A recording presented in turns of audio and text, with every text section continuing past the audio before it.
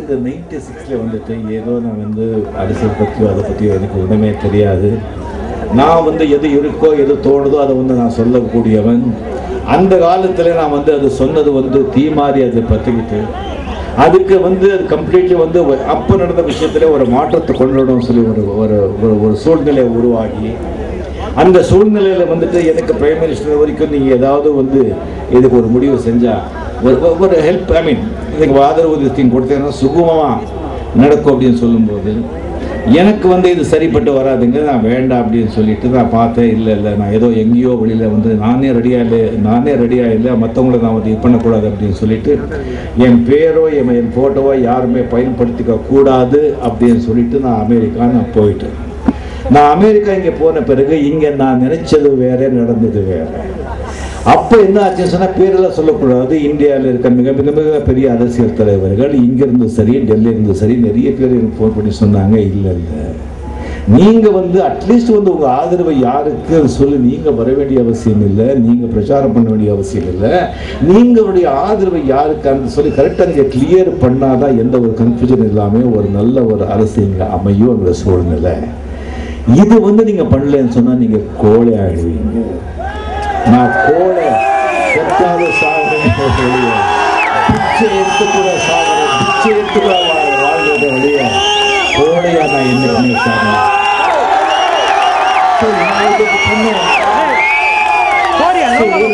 ஒரு ஸ்டேட்மெண்ட் நீங்க கொடுத்தீங்கன்னு சொன்னா அவ்வளவு வித்தியாசம் ஆகுமா? நிச்சயமா டெஃபினட்டா அது ஹெல்ப் ஆகும்னு சொல்லிட்டு மிக பெரிய அரசியல் தலைவர்கள் அப்போ வந்து எனக்கு சொன்னதுனால நான் வந்து ஒரு சப்போர்ட் நான் பண்ணேன்.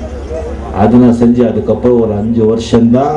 5 வருஷம் ஒரு கமிட் ஆன பிறகு அவங்க நல்லது செய்கிறாங்களோ கெட்டது செய்கிறாங்களோ கூட்டணின்னு சொன்னால் அது வந்து நான் வந்து அவங்கள சப்போர்ட் பண்ணுறது தான் தர்மம், இது கடமை. அதனால தான் 5 வருஷம் நான் வந்து சப்போர்ட் பண்ணேன். அதுக்கப்புறம் நான் யாருக்கும் சப்போர்ட் பண்ணல, நான் ஒதுங்கிட்டேன். இது டாக்டர் கலைஞர் என்னுடைய அருமையான நண்பர். அவர் அருமையான நண்பர்னு கூப்பிட்டுருக்கிற எனக்கு தகுதி இல்லை, அவர் வந்து நான் நண்பர்னு கூப்பிட்டுருக்கிறதுனால அதுக்கு மரியாதை கொடுத்து நானும் வந்து ஒரு நண்பர்னு சொல்கிறேன். அவர் வந்து என்கிட்ட அரசியலே பேச மாட்டார். நான் அரசியல் சொல்லும்போது இல்லை தம்பி அது நீ அரசியல் வேண்டாமான்னு சொல்லிட்டு அதுக்கு நான் பேசுனது கிடையாது. அதை பற்றி சம்பந்தமே கிடையாது. நான் அதுக்கப்புறம் நம்ம பேசவே இல்லை. அதுக்கப்புறம் நான் வந்து அரசியல் பற்றி நான் வந்து எதுவுமே பேசலை. அதுக்கப்புறம் ஒரு நிகழ்ச்சி நடந்தது. அந்த நிகழ்ச்சி நடந்தது எதுக்குன்னு சொன்னால் நம்ம படத்துக்கு வந்து ஒருத்தர் வந்து எதிர்த்து போராடினாங்க, நம்ம மனசை கஷ்டப்படுத்துறாங்க. அதுக்கும் நம்ம கோழைங்க இல்லை, உங்களுக்கு நாம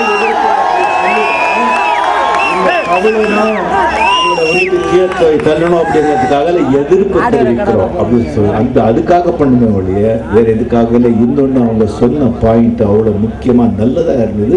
அது ஒழுங்காக கரெக்டாக நியாயமாக சொல்லி அதுக்காகத்தான் செஞ்சேன், வேற எதுக்காகவுமே இல்லை. அப்போ வந்து விட்ட சிகரெட்டு படங்களை நான் விட்ட தொடவே இல்லை. இல்லை சொன்ன விஷயம் ரொம்ப கரெக்டு, சொன்ன விதம் தப்பு. அவங்க அதனால்தான் இல்லை அரசியலுக்கு விஷயத்துக்கு வந்துட்டதுனால அது ஒரு சொல்லி முடிச்சது அவ்வளவு சாதாரண விஷயம். அரசியலுங்கிறது சாதாரண விஷயம் இல்லை. ஒரு அரசியல் கட்சிகள் வந்து இந்த சென்ட்ரல் ஒரு மாநில கட்சி தலைவர்களுக்கு வந்து என்ன ஒரு கஷ்டம் இருக்கு, ஒரு துன்பம் இருக்கு, மன உளைச்சல் இருக்கு, எவ்வளவு ப்ராப்ளம் இருக்குங்கிறது அவங்களுடைய கூட பழகியே எனக்கு நான் தெரிஞ்சிருக்கேன். யாருமே சந்தோஷமா இல்லைங்க. தலைவருங்க தொண்டருங்க சந்தோஷமா இருக்கலாம், அந்த தலைவனுங்க சந்தோஷமா இல்லைங்க. ரெஸ்பான்சிபிலிட்டி எந்த அரசியல் தலைவராகட்டும் மக்களுக்கு நல்லது செய்யாம கெடுதல் செஞ்சு கெட்ட பேர் வாங்கணும்னு சொல்லி சத்தியமா கனவு கூட நினைக்க மாட்டாங்க. எல்லாரும் நல்லது செய்யணும் தான் வருவாங்க, பட் நல்லது செய்ய முடியாத சிஸ்டம் அப்படி இருக்கு.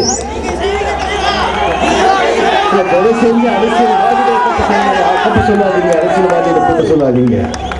நான் ஒன்று சொல்றேன், டெஃபினெட்லி வந்து அரசியல் கட்சி எடுத்துன்னா அரசியல் கட்சியோட பலமே அந்த தொண்டர்கள். அரசியல் கட்சியோடைய உயிர் நாளே அந்த கட்சி தொண்டர்கள், அந்த கட்சிக்கு சேர்ந்தவர்கள். ஒரு கட்சியை வந்து ஆட்சியில் உட்கார வைக்கணும்னு சொன்னால் அந்த கட்சிக்கு சேர்ந்த தொண்டர்கள் தான், அந்த கட்சிக்கு சேர்ந்தவர்கள் தான் ஆட்சிக்கு உட்கார வைக்கிறாங்க. அதே தொண்டர்கள் தான், அதே கட்சிக்கு சேர்ந்தவர்கள் தான் ஆட்சியை கவிழ்க்குறதும் அவங்க தான். ஏன்னா சுயநலத்துக்காக அவங்க கட்சி ஆளுங்க எப்படி இருக்கணும்னு சொன்னால் நம்ம கட்சிக்கு ஒரு நல்ல பேர் வரணும்னு சொல்லி மற்றவங்க தப்பு செஞ்சால் கூட அதை தட்டி கேட்கறதுக்கு நிற்கணுமே ஒழிய சுயநலத்துக்காக அவங்க வந்து எடுக்கக்கூடாது. அந்த மாதிரி எந்த கட்சி எத்தனை கட்சி தொண்டர்கள் இருக்காங்க இந்த நாட்டில். நான் தமிழ்நாட்டில் மட்டும் சொல்றத எல்லா மாநிலங்களிலும் எது பிரச்சனைங்க. இதுதான் உண்மை. அரசியல் தலைவர்களை தயவு செஞ்சு அந்த தொண்டர்கள், அந்தந்த கட்சி தொண்டர்கள், அந்தந்த கட்சிக்கு சேர்ந்தவர்கள், அவங்க தலைவர் மன நிம்மதியாக இருக்கிறதுக்கு பாடுபடுங்க. டெஃபினட்டாக நல்லா இருக்கும். ஸோ அரசியல் ரொம்ப பெரிய விஷயம்.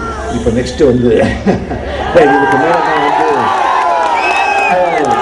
அதை பற்றி நான் பேச விரும்பல. ஒன்னே என்னுடைய குருநாதர் சொன்னார், சச்சிதானந்தி சொன்னார், ஒரு மனுஷனுக்கு தலையெழுத்து, ஒவ்வொரு மனுஷனுக்கும் ஒவ்வொரு தலையெழுத்து இருக்குன்னு எப்படி சொல்கிறாங்க, அதே மாதிரி ஒவ்வொரு நாட்டுக்கும் ஒவ்வொரு தலையெழுத்து இருக்கு.